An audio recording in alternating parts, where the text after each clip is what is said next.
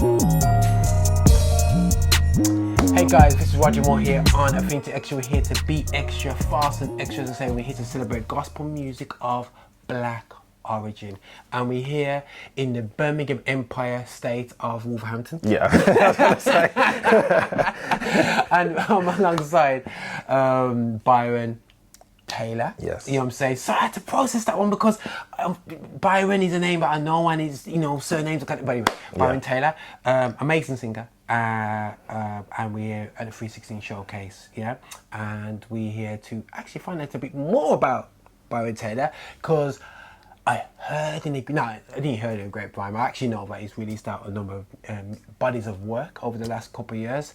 And I do know, and I did listen to hear that he has singers in his crew. Is there any auto-tuning going on? No. No, exactly, you know. No. The scene, like, you see the way he said it now. The reason why he said it, and he'll start giggling when I say this, is it's the SDA clan. You know what I'm saying? The SDA clan when it comes to singing, you know what I'm saying? It's just like, they're just, oh my gosh. You say, they're just stuck on it, you know what I mean? After SDA crew when it comes to singing, man, 100%. I'm not saying nobody else can sing. No, because we think you guys can sing. We think you guys are the singers. Like, growing up, I thought you guys are it, so I don't know what you guys are on about in terms of us being the singers. So. Listen, mate, you know, what I heard today, I heard some favour. You know what I'm saying? Yes, there you go. There you go. I like you did there. But no, let me just kick off with it, man. Bro, right, let's get to it, man. Your bodies of work. You've been releasing music for the past almost 4 or 5 years. Is that correct? Yes. So my first single was "He Reigns," which was 2017, September 2017, cool. and then there was a big nothing from me for a while, and then COVID happened, and I was told to write a song just for, you know, just for the season. And I did write it, but I wasn't able to get it out in time because it takes a long time to get all the studio and that kind of stuff. And so I had a song that was already, well, pretty much complete, called Broken Hearted, and I released that, and I got that together, spoke to a producer and said I want to release this for COVID and for Black Lives Matter, of course. Okay, cool. The whole George Floyd thing. And then in October of last year, we released that song, Broken Hearted, featuring Bianca Brown and Michonne Palmer, brilliant singers, Adventist as well, SDA. But Sing, by the way. but that's what I did, and that's what I did with last year. That was the sophomore single. I think that's the right word for it. Okay, cool. The second single, and then this year, April, just after Easter, I think it was. I can't remember what date in April it was. I released a song called "Give Me Faith," and that's one of my favourites personally. And that song, I wrote that song in. When did I write that song? You don't know because you didn't write it. I wrote it in. I wrote that song in 2017, and things just take time. You put things to sleep for a bit. But 2017, I wrote that. Give Me Faith, and then I asked a friend or associate in America if she could sing the lead. So that's Michelle Prather formerly of the Kurt Carr Singers, and she's an artist in her own right anyway. Ooh, okay. Because I wrote the song and I thought I need to have someone to really drive it, and I thought, okay, you know, I'm going to push the boat out big time, and I'm going to try and bump heads with the stateside. I mean, they're the origins of gospel music, so I thought let me, you know. He actually called it out. We don't usually say that. We usually own gospel, but he just told the truth. You know what I'm saying? He told the truth. We do not plagiarize America, but we do. Listen, we're heavily influenced by Black American gospel. It's gospel music is gospel music. So I'm heavily influenced by that music. So anything that I write is gonna sound like, well, whatever you listen to, kind of thing. But you said Kurt Carr singers. Now let me just explain to people. Back in the day, I'm saying, you know, Kurt Carr singers is really, I would say they were a big group, but people don't really know them these days. You know what I'm saying? You know, but they were hardcore. Forever Mountain, In the Sanctuary. So, like he's got his bangers, and I'm an old head kind of thing. So good. So in terms of my music and what I listen to, most people be like, "What are you listening to?" Like I listen to Donald Lawrence, Kurt Carr, Richard Smallwood, Andre Crouch, all the legends, and like so. You won't get me listening to the Wall. I think the Walls and them guys can sing, like hands down flat. They can sing, but I'll automatically put on something from the 90s backwards. I'm cool with that, man. You know, it's just me. I love a Tremaine Hawkins. Sorry, I love it. You know about Tremaine? Of course I do. You serious? No, man. That's what I grew up on. Andre Crouch, Tremaine, that whole era, the 80s, 70s era. Edwin Hawkins. It cannot be the same age. I'm 29. 29. He is nowhere near my age, by the way. I'm way older. And you know about them tunes there? Yeah. Bro. Love Alive, 1, 2, 3, 4. Yeah. Would you say, and me and my brother will say this, that Tremaine Hawkins is probably the best ever female vocalist in gospel? Yeah, I'd agree. She's one of them. Yeah. And you have to say one of them because... She's one of them. Yeah. Who would you say another one is? You can't ask me this question. You can't ask this question. It's not fair. He's unaffiliated extra. You know what I'm saying? Of course I'm going to ask the question. You know what I'm saying? We're not politically correct right here. We just tell it as it is. Who's the best female gospel singer? I won't say who is the best. Give me your top 5. Top 5 or top 3 is easy. 5's better. I'm gonna bounce off. I'm gonna bounce off with you. You know, Tremaine Hawkins. Okay, cool. I'm good. Karen Clark-Sheard. You gotta bring up on there. That's default. Yeah. Kimberell. Okay. Only because of her just musical. No, well, you know, she can just sing. Cool. So I'm not really into Kim, but I hear it saying. I don't really listen to her albums, but when she features on a song, she does it really well. Cool. So Tremaine, Karen, Kimberell. Yeah. Who else is there? I think those are my. And okay, there's Twinkie Clark as well. That's from the Clark sisters. So Karen and Twinkie sisters. So when you bring Tamla in this? Tamla Mann. Yeah. She can sing, yeah. But I wouldn't. Oh, she can sing. She's brilliant. She's brilliant. Yeah. And so, of course, "Take Me to the King's" a brilliant song. Yeah. But if I'm going to refer to her, I'm going to refer to her from when she was singing with Kurt Franklin. Yeah, cool. When she blew on that video, when she was when she did her features with Kurt Franklin. Which one? Okay, which one? That's really. I just remember which one was it? The first. It's not What You're Looking For album. The Silver and Gold. Silver and Gold album. Yeah. I know. Yeah. Wait. So, but I'm not going to even attempt to sing her parts. You know. She's brilliant. You know what I'm saying? But you wouldn't put her in your top 5. She's definitely up there. Okay, cool. Definitely. As a singer, she's up there. Okay, cool. Yeah, of course, most definitely. I'm trying to sound like I'm a singing expert. I just clean up my wife, you know what I'm saying? To understand my brother, he kind of like, you know, oh, Tremaine's good, yeah. But now 100%, so that's really interesting how you've been influenced to that, because I can hear that in your music, bro. And there's nothing wrong with being true to who you are. You know what I'm saying? And I think too often, so we've talked a lot of times, you know, with a lot of people about, you know, being influenced by a lot of the praise and worship music that's been flooding into our churches and stuff, yeah. And the way you just responded was like, damn, yeah, get that out of here. But anyway, so no, I don't even have a problem with it. Is it a thing where it's interesting how you've retained your sound? You know what I'm saying? And not really got a guitarist up there and started singing in 2-part harmonies. It's never going to be me. That's not going to be me. Okay. It's just not. I think I appreciate a lot of things.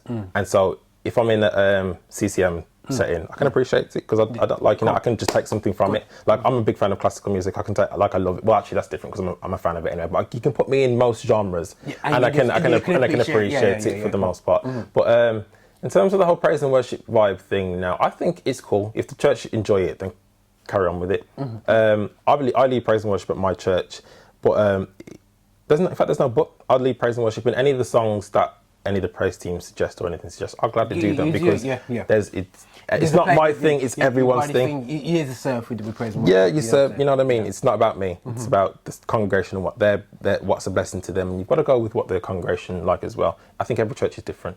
No, that's great, man. And I've mentioned this to a number of people, how they, because I've responded positively to what Maverick City and what the whole thing, what they're doing, because I feel that, you know, people are saying it's it's praise and worship, so it's not gospel. But you and I both know, you don't put a Hammond in the set and think he is going to go. You don't get a brother, sit a brother and a Hammond organ, bro. And you don't get somebody who sounds like straight up soul singer and said, he's doing straight soul vocals on top of a different sound and just tell me there's no influence from our music, you know what I'm saying? So how do you feel about how they've hit the scene? And the reason why I'm asking this question, because I believe I know that they've kind of tried to separate themselves from the gospel scene by not saying they're gospel, but I can hear us in their music, you know what I mean? And it's great to see that, you know what I mean? How have you, was you one of them guys that was just every time they brought out a new song on YouTube, you was watching it? No. Like, only because I very much stick to, I like what I like and I like it. Cool. But I am very open to listen to other things. Like, so I've heard some of the Maverick City stuff and all that stuff, and I think it's really good. And there's influences in there, because I just think it's a big community of people, and you know what, everyone's kind of involved with everyone nowadays. Social media's everyone's accessible to everyone, and I just think, you know, things are going to drip out and everything's going to merge, everything's going to cross over at some point. 100%. Yeah. Like, Richard Smallwood is gospel artist, but it's heavily influenced by classical. Bro, I want to tell you a joke.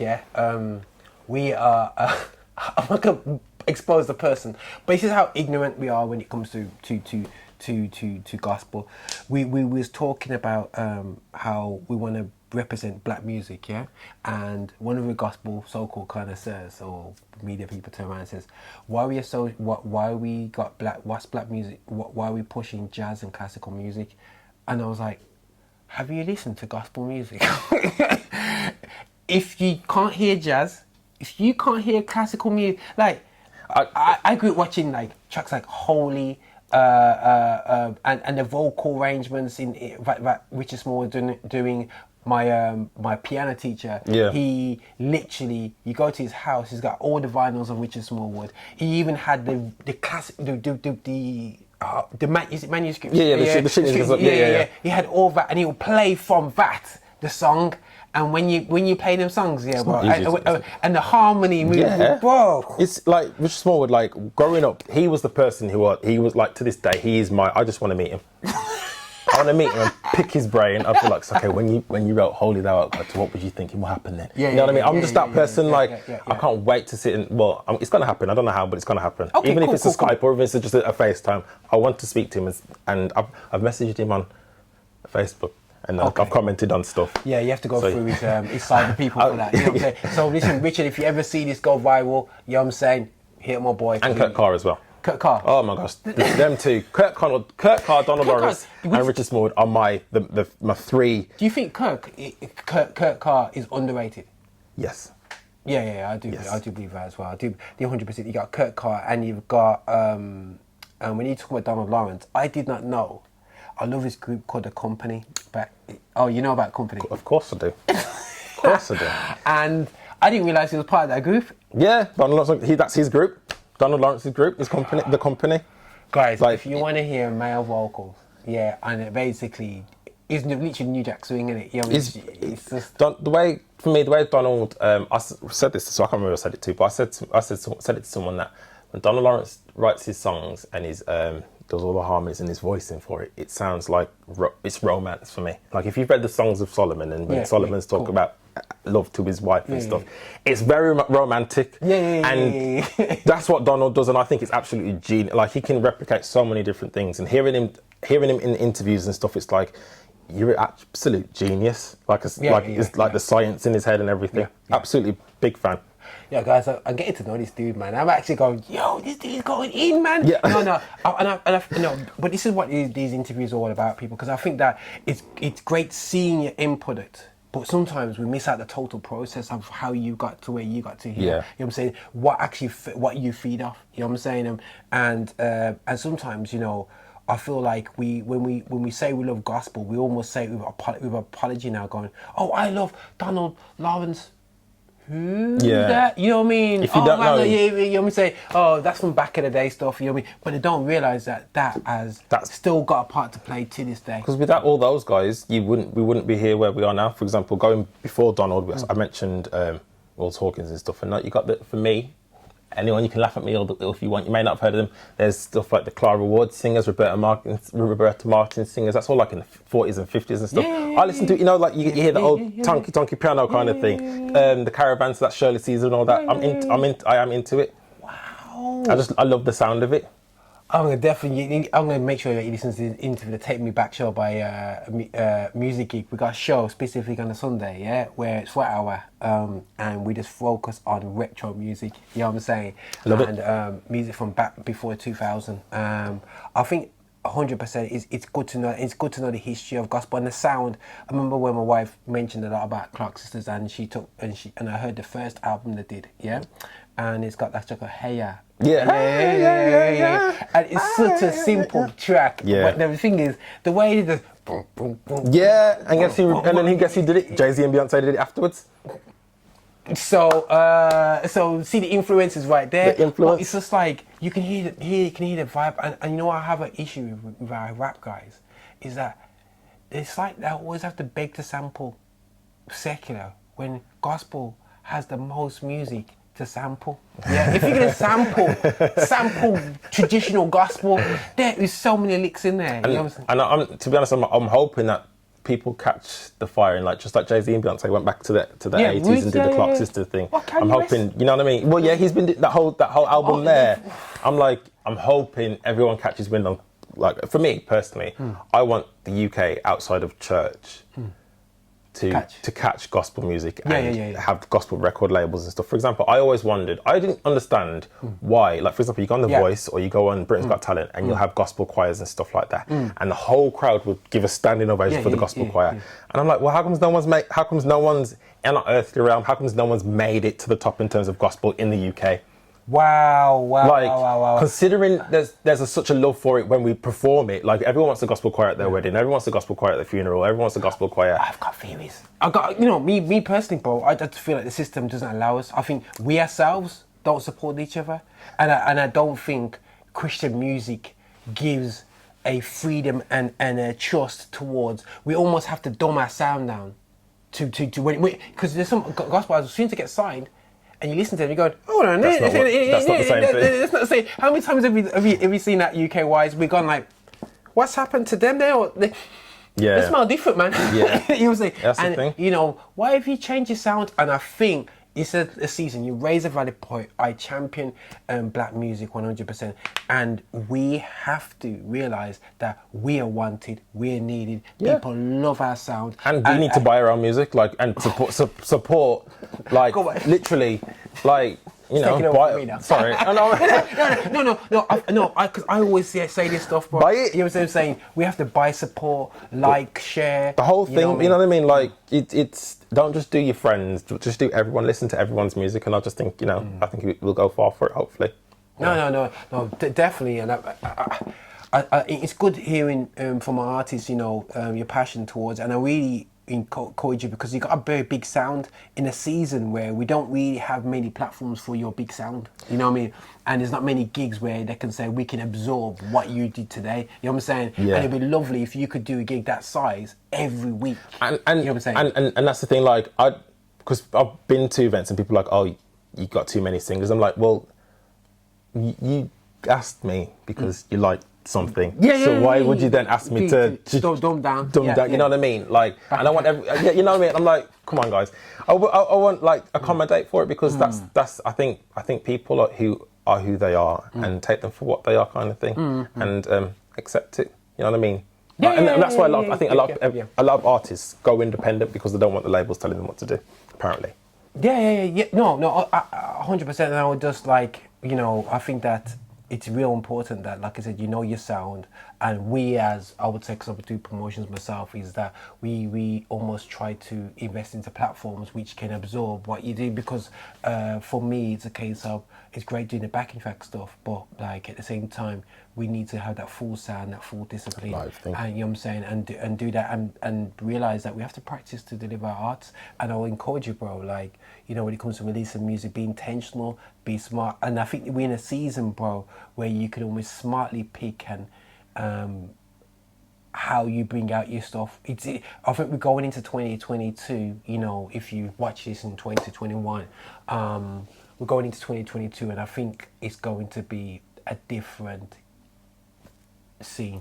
Yeah, you know what I'm saying. You know, I think this is a very great time as artists. It's almost like a level. Like things were like that before, but now everything's coming down like that, and it's really a case of, because American artists are not going to be coming to the UK that often for a while until restrictions. So it's down to UK. And I'm happy for them not to come. If you know what I mean. Like let us pick up our own. You know what I mean. Like Americans will stay in America and be great in America, but we can be great over here, you know what I mean? no. Like we're the United Kingdom, you know what I mean? We're like the one of the greatest nations ever. We can be great over here too. We haven't know what, like in my head, America's given us whatever. They've started the gospel music. Yeah. Okay, well we take it as our own and we build it great here. You know what I mean? Build our own empire. It's brilliant. We do it in the secular world, pop, jazz, whatever other world. We're doing gospel music too.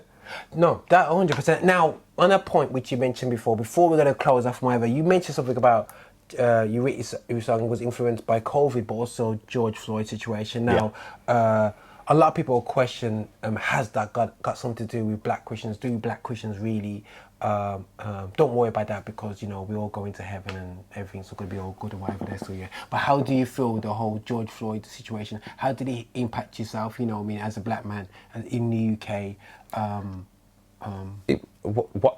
Watching what happened on social media in regards to George Floyd, it was a like jaw on the floor moment, and it was shocking. Being in the UK, I guess, obviously we don't. I don't say it's not as bad, but we just don't have that situation. I feel like if our police officers had guns and stuff, it would happen, you know what I mean? It would happen. So I thank God at least we you know what I mean? But obviously we hear about stories of people dying in custody and all those kind of things, which is or it's shocking, and it's like as if this is happening now in 2021 or 2020, you know what I mean? And I've never really experienced anything being stopped by the police and all that stuff throughout my life. That's good. I've never had that, but I know people who have, and I've heard that it is distressing and all those kind of things, and I don't wish it on anyone. I've been blessed not to have that that experience, but I think it's sad that we have to walk, you know, looking over our shoulder, and like the police who are supposed to protect us supposedly, are just as bad as any other guy, kind of, you know, other guy, you know what I mean? And I just think it's shocking, and I do feel it for a lot of parents because they're losing their sons or losing their daughters, you know, and you know, that's just you losing anyone is sad. So and something I'm really big on with the station, bro, because you know I not only play black music, but we are music of black origin, but we talk about black issues. Is forced to be proud black men in Christ, and I think too often Christianity wants to take out take black off the label, says we don't need that, we're not issue. But you have to show is Christianity is a choice. What we pick, we will go this journey, and whether you think we pick God or God picks us, that's a whole nother subject. But you have to show is that unfortunately what this hair is, what this face is, I had the same thoughts the other day, you know, 100%. is where we start and where we end this word. And if the Bible refers to all ethnicities are in heaven, that's what the soul in Revelation. That means that they'll colours like normal thing, you know what I'm saying, bro? This is part of life. It's just that, you know, so for me it is important, you know, if you're white listening in, this is not about us marginalizing people. This is this reality show is for us to realize that, you know what, I don't need to be apologetic walking around as a Christian. I can be proud 100%. Black man, you know what I'm saying? I can show my features how you want it, you know. I must admit, you know, guys, it's amazing because obviously he's got more experience growing hair. I've only just started growing my hair out, and the responses I get about it, I know it's almost a case of, okay, it's a bit offensive now. It's almost that vibe of going, what you doing with your hair? Yeah. You never had a problem when I cut it, did you? No. You know what I mean? I think a lot of people need to just, I want to say mind their business kind of thing. Just like, you know what I mean? Just like, just keep it to yourself. You know what I mean? If he's growing his hair, he's growing his hair, and it just like, you ain't gonna ask. Just get on with it, you know what I mean? Like, I think we need to be unapologetically black. I saw something on social media about why are black women expected to take off their bonnets in public, but we wear our do-rags, you know what I mean? Let women do what you want to do, you know what I mean? Wow. Be black and be proud. Yeah. Be white and be proud. Just be proud about you know what I mean? Just be who you are. How God's made you is rock it. You know what I mean? And we've all got our own cultures and stuff. Just accept it as long as it's positive, you know what I mean? So I think being black and a Christian, I think it's hard because sometimes you think, God, why is this happening to our people? But you know what? There's always a lesson to be learned, or there's always something that he's got under his sleeve, you know, in his sleeve, kind of thing. Yeah. So that's how I feel about that. No, that's cool. That's great, and it's real important because you know we can't be. I think a lot of people who are not Christians, a lot of black people do feel that as Christians we don't have an opinion about this. We're just quiet. We just saying, yes, master, we're not saying nothing. But no, we do have an opinion about it. We do care about this.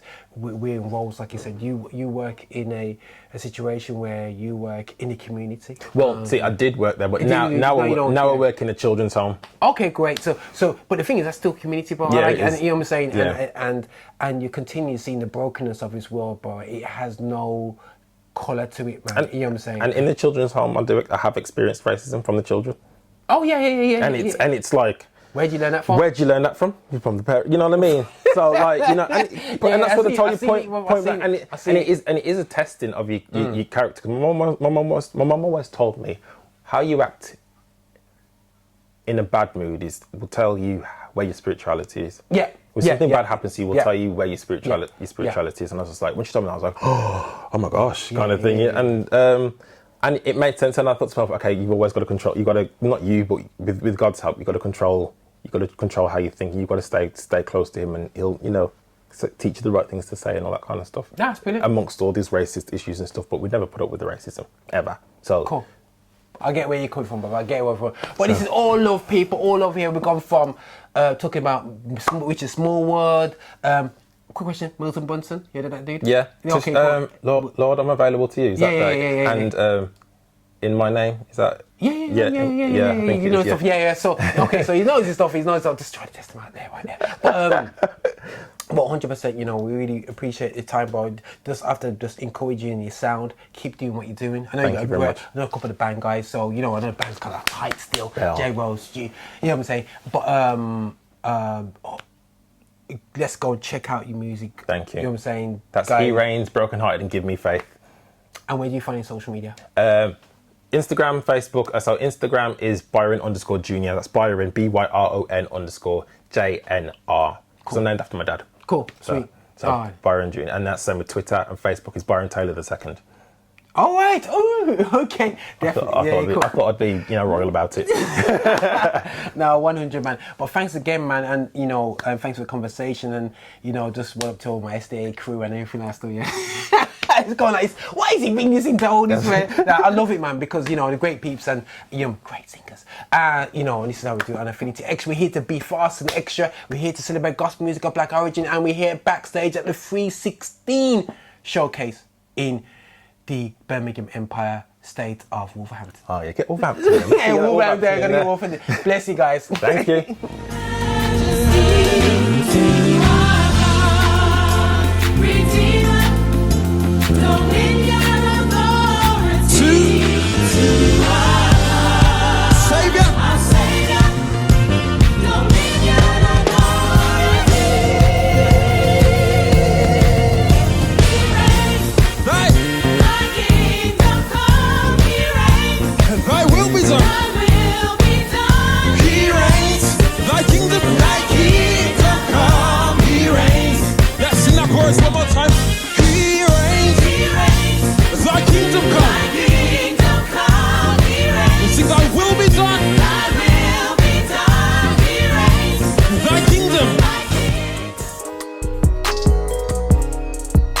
Visit us for updates and shows at affinityextra.co.uk.